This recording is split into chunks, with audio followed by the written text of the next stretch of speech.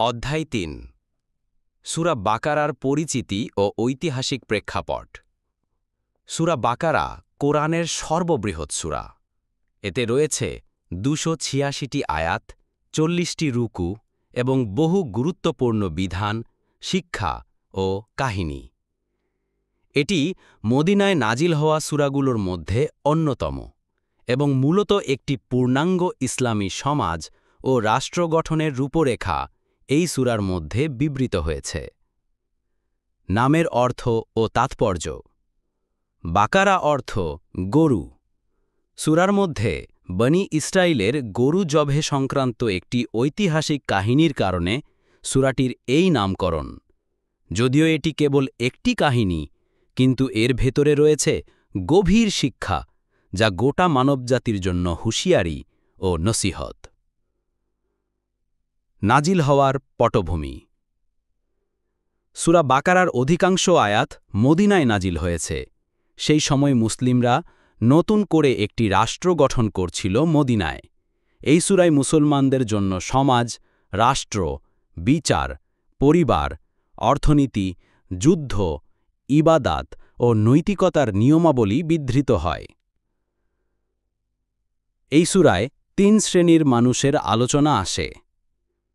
মুত্তাকি অর্থাৎ আল্লাহ ভীরু ও বিশ্বাসী, কাফের অর্থাৎ অবিশ্বাসী এবং মুনাফিক অর্থাৎ ভেতরে মুসলিম বাইরে অবিশ্বাসী। বিষয়বস্তুর সারসংক্ষেপ। তাওহীদ, রিসালাত ও আখিরাতের প্রতি ঈমান, বনি ইসরাইলের ইতিহাস ও অবাধ্যতা, নামাজ, রোজা, হজ ও কিবলা পরিবর্তন, যুদ্ধ, আত্মরক্ষা, বিবাহ তালাকের বিধান, সুদ হারাম, ইনসাফ, ব্যয়, সওয়াব, আয়াতুল কুরসি ও দুয়া, ঈমান, আমল, তাকওয়া ও সফলতার দিক নির্দেশা। ঐতিহাসিক ঘটনার বর্ণনা। সূরায় বর্ণিত কিছু কাহিনী: হযরত আদম আলাইহিসসালাম ও ইবলিস, বনি ইসরাইল ও গরুর ঘটনা, হযরত মুসা আলাইহিসসালাম ও ফেরাউন, বনি ইসরাইলের গাফেলতি, হযরত ইব্রাহিম আলাইহিসসালাম ও কাবা নির্মাণ, মৃত্যুর পর জীবন প্রমাণ, গরু জবে ও পাখির পুনর্জীবন, তালুত ও জালুত যুদ্ধ, উজাইর আলাইহিসসালামের মৃতনগর জীবিত হওয়া। সূরা বাকারার ফজিলত। রাসূলুল্লাহ সাল্লাল্লাহু আলাইহি ওয়াসাল্লাম বলেন, সূরা বাকারা পড়া বরকতপূর্ণ, ছেড়ে দেওয়া আফসোসের এবং জাদুকরদের বিরুদ্ধে এটি রক্ষা করে। সহিহ মুসলিম। আরও বলেন, যে ব্যক্তি সূরা বাকারার শেষ 2 আয়াত রাতের বেলায় পড়বে তা তাকে যথেষ্ট হবে। বুখারী ও মুসলিম। লক্ষ্য ও উদ্দেশ্য। এই সূরার মূল উদ্দেশ্য হল একটি পূর্ণাঙ্গ ইসলামী সমাজ গঠন, মুত্তাকিদের গুণাবলী শিক্ষা দেওয়া, মুসলমানদের আত্মপরিচয় দৃঢ় করা, পূর্ববর্তী জাতির ভুল থেকে শিক্ষা নেওয়া, আল্লাহর বিধানকে সর্বোচ্চ মান্যতা দেওয়া। অধ্যায় ৪ সূরা বাকারা আয়াত ১ থেকে ৫-এর তাফসির। পরম করুণাময় অসীম দয়ালু আল্লাহর নামে শুরু করছি। অ্যালিফ লাম মিম। এই গ্রন্থ, এতে কোনো সন্দেহ নেই, এটা পরহেজগারদের জন্য পথনির্দেশ, যারা গায়েব অর্থাৎ অদৃশ্য বিষয়ে বিশ্বাস রাখে, নামাজ কায়েম করে এবং আমি তাদেরকে যে রিজিক দিয়েছি তা থেকে ব্যয় করে, এবং যারা বিশ্বাস রাখে তোমার প্রতি যা নাজিল করা হয়েছে এবং তোমার পূর্ববর্তী নবীদের প্রতি যা নাজিল করা হয়েছে এবং আখিরাতে তারা দৃঢ় বিশ্বাসী, তারাই তাদের রবের পক্ষ থেকে হিদায়াতে রয়েছে এবং তারাই সফলকাম। শব্দ বিশ্লেষণ। অ্যালিফ লাম মিম, এগুলো হুরুফে মুকাত্তাআত। এগুলোর প্রকৃত অর্থ আল্লাহ জানেন। কিছু আলেম বলেন, এগুলোর মাধ্যমে আল্লাহ কোরআনের অলৌকিকতা প্রকাশ করেছেন।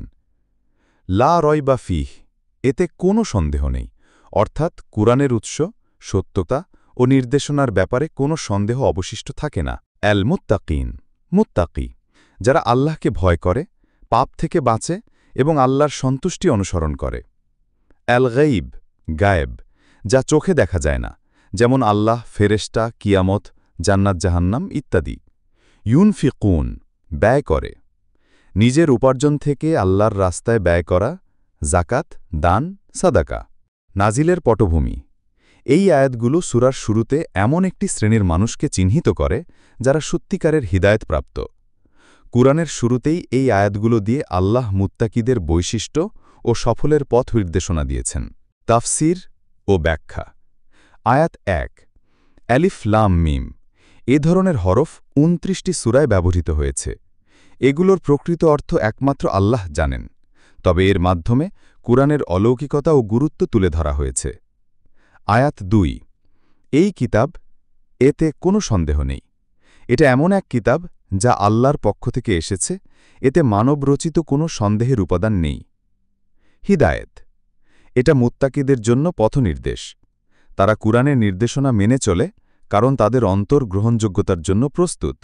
আয়াত ৩, গায়েব বিষয়ে বিশ্বাস, আল্লাহ, ফেরেশতা, জান্নাত, জাহান্নাম ইত্যাদিতে বিশ্বাস রাখা। নামাজ প্রতিষ্ঠা, শুধু পড়া নয়, সময় মতো ও মনোযোগ সহকারে কায়েম করা। ব্যয় করা, আল্লাহ যে রিজিক দিয়েছেন তা আল্লাহর পথে ব্যয় করা ঈমানের চিহ্ন। আয়াত ৪, কুরআন ও পূর্ববর্তী কিতাবের প্রতি ঈমান, যে মুসলিম কেবল কুরআনে নয়, পূর্ববর্তী কিতাবেরও প্রতি বিশ্বাস রাখে।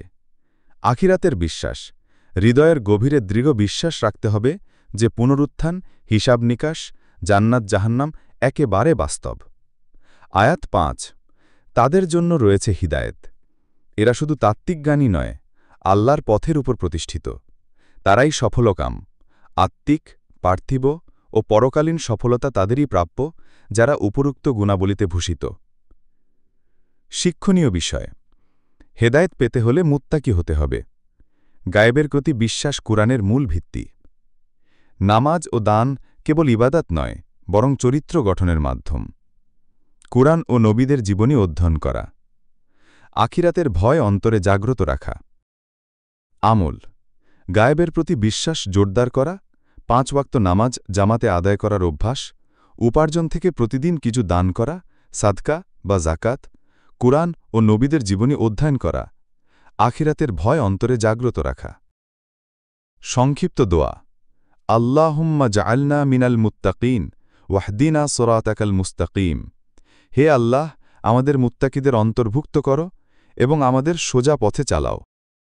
অধ্যায় ৫, সূরা বাকারার আয়াত ৬ থেকে ৭-এর তাফসির।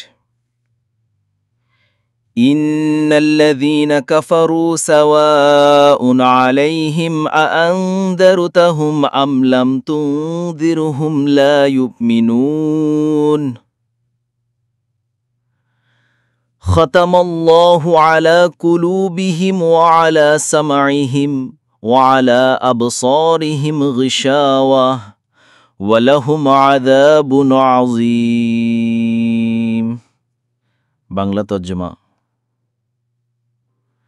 নিশ্চয় যারা কুফর করেছে, তুমি তাদের সতর্ক করো বা না করো, তাদের পক্ষে সমান, তারা ঈমান আনবে না। আল্লাহ তাদের হৃদয়ে ও শ্রবণে মোহর মেরে দিয়েছেন এবং তাদের চোখে পর্দা আছে, তাদের জন্য রয়েছে কঠিন শাস্তি। শব্দ বিশ্লেষণ। আল্লাযীনা কাফারু, যারা কুফর করেছে, যারা জেনে শুনে সত্যকে অস্বীকার করেছে। সাওয়াউন আলাইহিম, তাদের পক্ষে সমান, তুমি তাদের সতর্ক করো বা না করো, তারা একই মনে করে। খতমাল্লাহু, আল্লাহ মোহর মেরে দিয়েছেন, তাদের অন্তর, কান ও চোখে এমন পর্দা টানিয়ে দেওয়া হয়েছে যার ফলে তারা হেদায়েত গ্রহণে অক্ষম। গিশাওয়াতুন, পর্দা, এমন আবরণ যা আলো দেখতে বাধা দেয়। আযাবুন আযীম, মহাশাস্তি, জাহান্নামের ভয়াবহ শাস্তি বোঝানো হয়েছে। নাজিলের পটভূমি। এই আয়াতগুলো সে কাফিরদের সম্পর্কে যারা কেবল অস্বীকারই করে না, বরং অহংকার, বিদ্বেষ এবং ঈমান গ্রহণে অনাগ্রহ প্রকাশ করে। মক্কার কাফিরদের মধ্যে কিছু ছিল যারা কোরআন শুনে মুগ্ধ হলেও ঈমান আনত না। এই আয়াত তাদের অন্তরের অবস্থা বর্ণনা করছে। তাফসির ও ব্যাখ্যা। আয়াত 6, যারা কুফর করেছে তুমি তাদের সতর্ক করো বা না করো, তাদের পক্ষে সমান, তারা ঈমান আনবে না। এই আয়াত কোনো সাধারণ কাফিরের জন্য নয়, বরং এমন কাফিরদের জন্য যাদের অন্তর এতটাই জড় এবং বন্ধ হয়ে গেছে যে সত্য তাদের প্রভাবিত করতে পারে না। তারা আগেই সিদ্ধান্ত নিয়েছে যাই আসুক তারা মানবে না। নবী করিম সাল্লাল্লাহু আলাইহি ওয়াসাল্লামের ডাকে সাড়া দেওয়া তো দূরের কথা, বরং তা নাকচ করাই তাদের উদ্দেশ্য। আয়াত 7, আল্লাহ তাদের হৃদয়ে ও শ্রবণে মোহর মেরে দিয়েছেন এবং তাদের চোখে পর্দা আছে, তাদের জন্য রয়েছে কঠিন শাস্তি। এখানে 3টি গুরুত্বপূর্ণ অঙ্গের কথা বলা হয়েছে। 1, হৃদয়, যা বোধ ও অনুভবের কেন্দ্র। 2, কান, যা দিয়ে মানুষ কোরআন শুনে।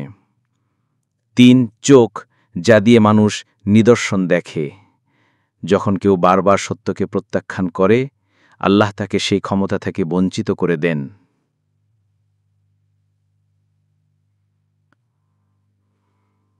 মোহর মেরে দেওয়া মানে কি? আল্লাহর পক্ষ থেকে মোহর মেরে দেওয়া হয় তখনই যখন কেউ বারবার সত্যকে অস্বীকার করে, বিদ্বেষ পোষণ করে এবং পরিবর্তনের কোনো ইচ্ছা রাখে না। এটা হলো তাদের প্রতি আল্লাহর ন্যায্য প্রতিক্রিয়া, এক প্রকার শাস্তিমূলক অবস্থা। শিক্ষণীয় বিষয়। সত্যকে অস্বীকার করার পরিণাম ভয়ানক। ঈমানের দরজা সবসময় খোলা থাকে না, তাই সুযোগ থাকা অবস্থায় গ্রহণ করতে হবে। কেউ যদি জেনে শুনে সত্য প্রত্যাখ্যান করে, তাহলে একসময় তার অন্তর সত্য বুঝতে অক্ষম হয়ে যায়। আল্লাহ মানুষকে পথভ্রষ্ট করেন না, মানুষ নিজেই তা কামনা করে, পরে আল্লাহ তাকে সেই অবস্থায় ছেড়ে দেন। আমল: অন্তরকে পরিশুদ্ধ রাখা, অহংকার না রাখা। যখনই কোরআনের কথা শুনি তা হৃদয়ে গ্রহণ করার চেষ্টা করা। চোখ, কান ও হৃদয়, এই 3টি অঙ্গকে পাপ থেকে বাঁচানো। প্রতিদিন অন্তর আল্লাহর দিকে ফিরিয়ে নেওয়ার দোয়া পড়া। সংক্ষিপ্ত দোয়া: আল্লাহুম্মা লা তাজআল কুলুবানা গাফিলাতান ওয়াফতাহ আসমাআনা ওয়া আবসারানা লিনুরিকা। হে আল্লাহ, আমাদের হৃদয়কে গাফেল করো না এবং আমাদের কান ও চোখকে তোমার নূরের জন্য খুলে দাও। সংশ্লিষ্ট ঘটনা: আবু জাহাল, উমাইয়া ইবনে খালাফ প্রমুখ নেতারা কুরআন শুনে মাঝে মাঝে নরম হতো, কিন্তু অহংকার তাদের বাধা দিত। একবার তারা বলেছিল, এই কুরআন সত্য, কিন্তু আমরা যদি মেনে নেই তাহলে কুরাইশের নেতৃত্ব চলে যাবে।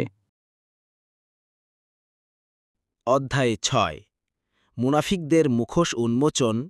সূরা বাকারা, আয়াত 8 থেকে 9। বিসমিল্লাহির রহমানির রহিম। ওয়া মিনান নাসি মান ইয়াকুলু আমান্না বিল্লাহি ওয়া বিল ইয়াউমিল আখিরি ওয়া মা হুম বিমুমিনিন ইউখাদিউনা আল্লাহা ওয়াল্লাযীনা আমানু ওয়া মা ইয়াখদাউনা ইল্লা আনফুসাহুম ওয়া মা ইয়াশউরুন। বাংলা তর্জমা। আয়াত 8, মানুষের মধ্যে কেউ কেউ আছে যারা বলে, আমরা আল্লাহ ও পরকালের প্রতি ঈমান এনেছি, কিন্তু তারা মোটেই ঈমানদার নয়।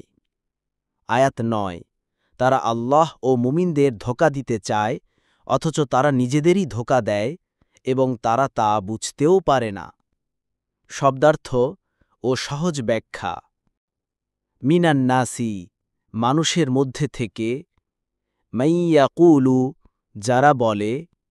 আমান্না, আমরা ঈমান এনেছি। বিল্লাহি, আল্লাহের প্রতি।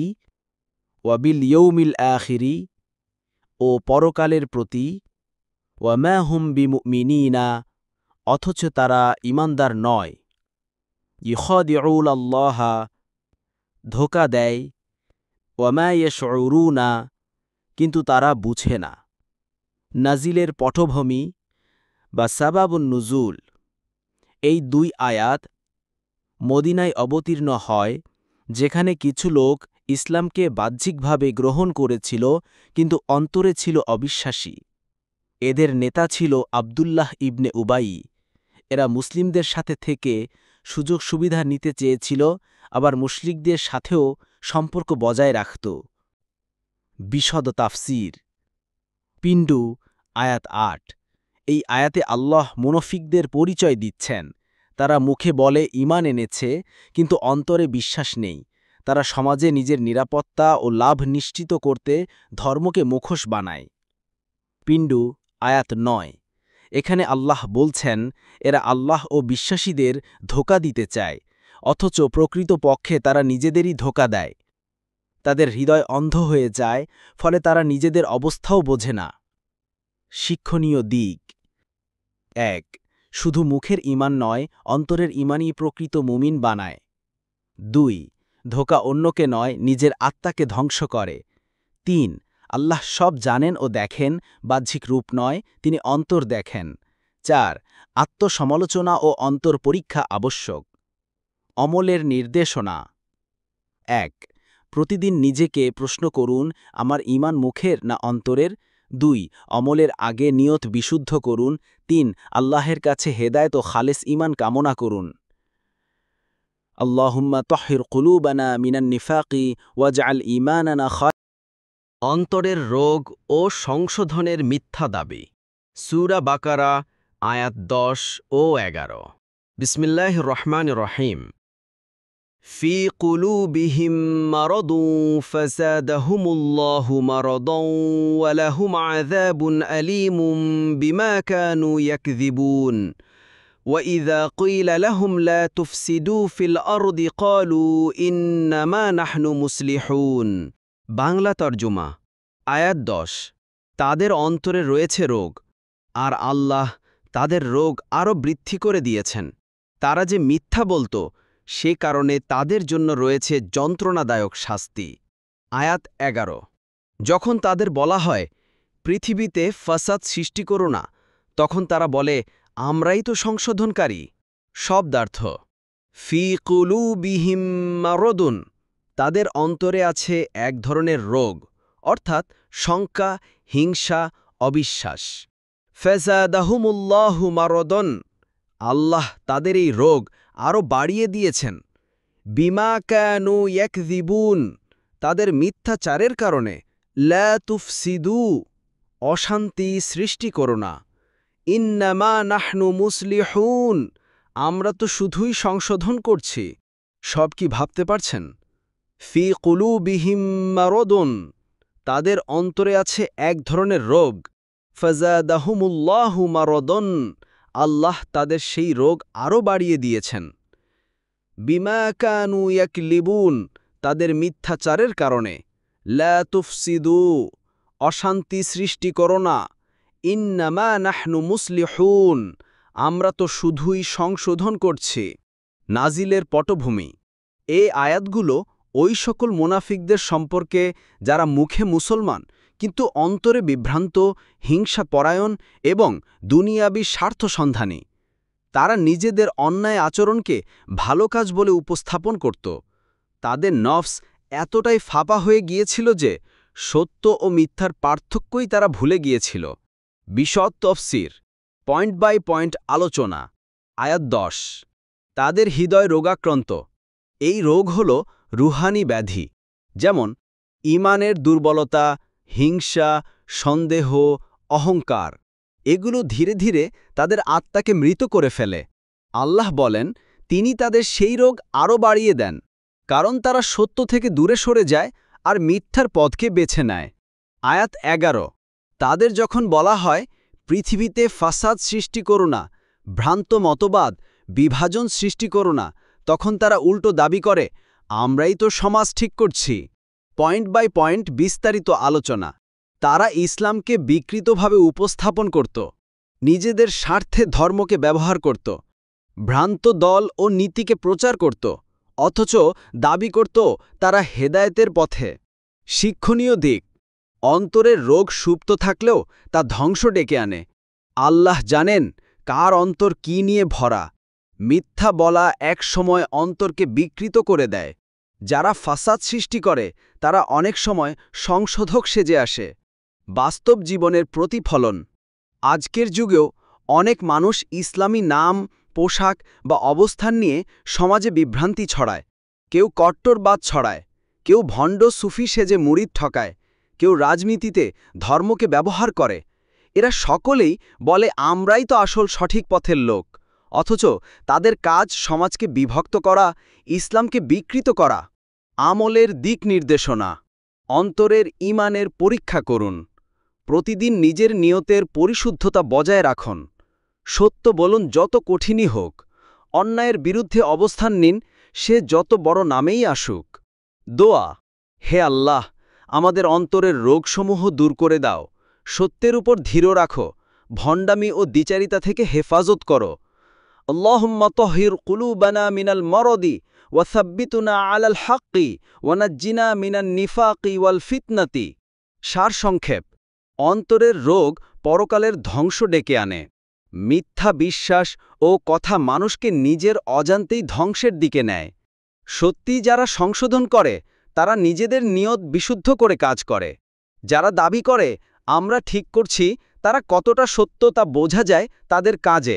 অধ্যায় ৮ ভণ্ডদের যুক্তি ও অহংকার, সত্য প্রত্যাখ্যানের ছলনা, সূরা বাকারা, আয়াত ১২-১৩। চমৎকার বাংলা হোমিঙা। ১২ এলা ইন্নাহুম হুমুল মুফসিদুনা ওয়ালাকিন লা ইয়াশউরুন। ১৩ ওয়া ইযা কিলা লাহুম আমিনু কামা আমানান নাসু ক্বালু আনু'মিনু কামা আমানাস সুফাহাউ আলা ইন্নাহুম হুমুস সুফাহাউ ওয়ালাকিন লা ইয়ালামুন। বাংলা তর্জমা। আয়াত ১২ শুনে রাখো, তারাই তো ফাসাদকারী, কিন্তু তারা তা উপলব্ধি করে না। আয়াত ১৩ যখন তাদের বলা হয় যেমন সাধারণ লোকেরা ঈমান এনেছে তেমন তোমরাও ঈমান আনো, তখন তারা বলে আমরা কি সেই নির্বোধদের মতো ঈমান আনব? শুনে রাখো, তারাই তো নির্বোধ, কিন্তু তারা তা জানে না। শব্দার্থ এলা জেনে রাখো, শুনে রাখো, আল মুফসিদুনা ফাসাদ সৃষ্টিকারী, আসুফাহাউ নির্বোধ, লা ইয়াশউরুনা তারা অনুভব করে না, লা ইয়ালামুনা তারা জানে না। প্রসঙ্গ মুনাফিকরা নিজেদের অনেক বুদ্ধিমান মনে করত। তারা প্রকৃত মুসলমানদেরকে অবজ্ঞা করে সুফাহা নির্বোধ বলত। তাদের চোখে ইসলামে প্রবেশ করা মানেই সমাজে হীন হওয়া, দুনিয়াবি ক্ষমতা হারানো। এ আয়াতে আল্লাহ তাদের বোধহীনতা প্রকাশ করেছেন। তাফসীর ও বিশ্লেষণ। প্রথম আয়াত আল্লাহ স্পষ্টভাবে বলেন তারা যেভাবে কাজ করে তা প্রকৃত অর্থে সমাজে ফাসাদ সৃষ্টি করে, অথচ তারা নিজেদেরকে মুসলেহ ভাবে। এটাই তাদের অজ্ঞতা ও আত্মপ্রবঞ্চনা। দ্বিতীয় আয়াত যখন সত্যের পথে ডাকা হয় তাদের উত্তর হয় আমরা কি ওই সাধারণ গরিব মুসলমানদের মতো হব? তারা অভিজাত অহংকারে ভোগে। সাধারণ সাহাবীদের ঈমানকে তারা তুচ্ছ করত, কিন্তু বাস্তবে তারাই প্রকৃত মূর্খ ও আত্ম-অন্ধ। শিক্ষণীয় বিষয় ১ ফাসাদ অনেক সময় সুন্দর কথার আড়ালে আসে। ২ আত্ম-অহংকার মানুষকে সত্যের পথ থেকে দূরে রাখে। ৩ ঈমানের মাপকাঠি হল নিঃস্বার্থ বিশ্বাস, নট সামাজিক শ্রেণী। ৪ বাস্তব বোঝাপড়া না থাকলে মানুষ নির্বোধ হলেও নিজেকে শ্রেষ্ঠ ভাবে। বর্তমান প্রেক্ষাপট আজকের যুগেও দেখা যায় ধনী, শিক্ষিত বা ক্ষমতাবান কেউ কেউ ইসলামী জীবনধারাকে নিচু শ্রেণীর ব্যাপার মনে করে। তারা ভাবেন নামাজ, হিজাব, দাড়ি, সত্য বলা এসব গরিব ও সোজা সরল মানুষের কাজ। আসলে এরাই আজকের মুনাফিক চরিত্রের প্রতিচ্ছবি। আমল দিনদার মুসলমানদের অবজ্ঞা করবেন না। যারা আল্লাহর পথে তাদের পথকে গ্রহণ করুন বিনয় নিয়ে। নিজের আত্মাকে পরীক্ষা করুন অহংকার বা হীনমন্যতা আছে কিনা। সব মানুষকে সমান সম্মান দিন, যেহেতু আল্লাহ তাকওয়ার ভিত্তিতে মর্যাদা দেন। দোয়া হে আল্লাহ, আমাদের অহংকার থেকে হেফাজত করো, ঈমানদারদের শ্রদ্ধা করতে শেখাও, আমাদের অন্তরে ঈমান ও বিনয়ের আলো ঢেলে দাও। আল্লাহুম্মা তহহির কুলুবানা মিনাল কিবরি ওয়ারজুকনা হুব্বাল মুমিনিন ওয়া সাব্বিতনা আলাল ঈমান। সারসংক্ষেপ, যারা ফাসাদ করে তারা নিজেরাও তা টের পায় না। ঈমানকে তুচ্ছ করলেই বোঝা যায় আত্মা কতটা অন্ধ।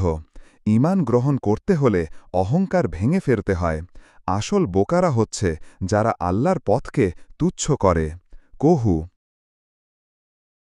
অধ্যায় ৯ ভণ্ডতার দ্বিমুখী চরিত্র, প্রকাশ্যে ঈমান, ভিতরে কুফর। সূরা বাকারার আয়াত ১৪-১৫।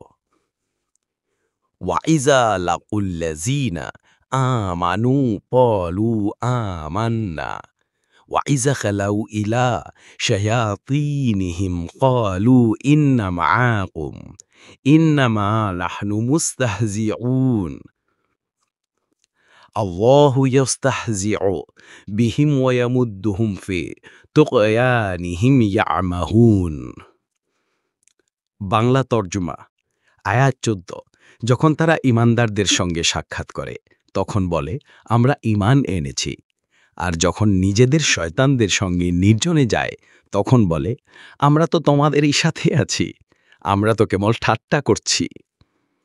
আয়াত ১৫।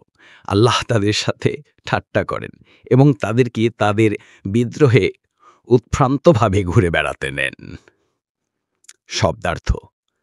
খালাউ নির্জনে দেয়, শায়াতীনিহিম তাদের শয়তান বা সহচর, মুস্তাহজিয়ার মুস্তাহজিউন ঠাট্টাকারী,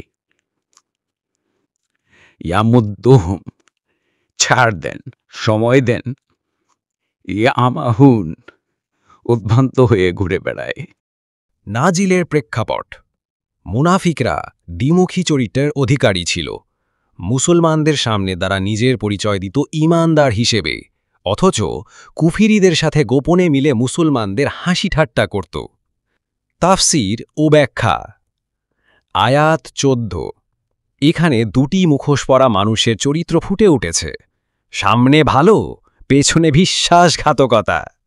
এটি শুধু মুনাফিক নয়, বরং আমাদের মধ্যেও অনেকে এমন আচরণ করে, কোনো এক পরিবেশে ধর্মপ্রাণ, অন্য পরিবেশে ভিন্ন।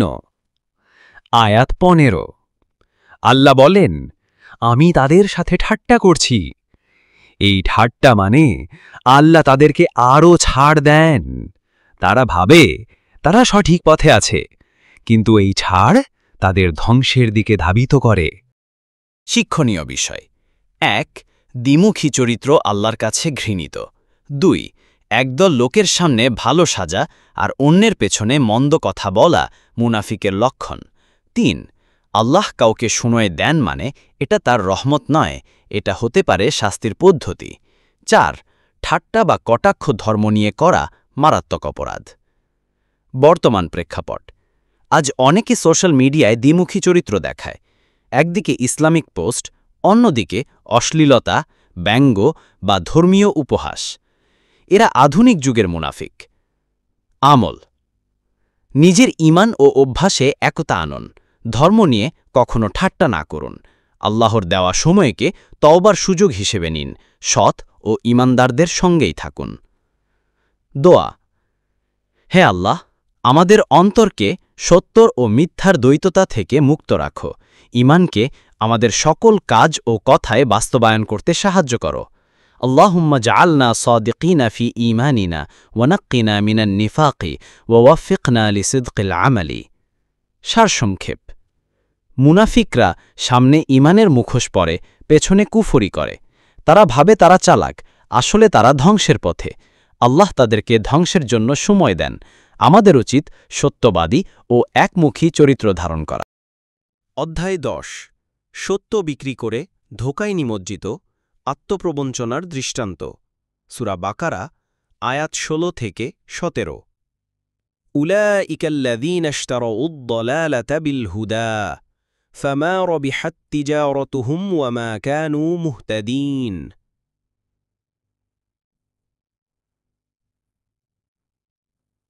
مثلهم كمثل الذي استوقد نارا فلما أضاءت ما حوله ذهب الله بنورهم وتركهم في ظلمات لا يبصرون।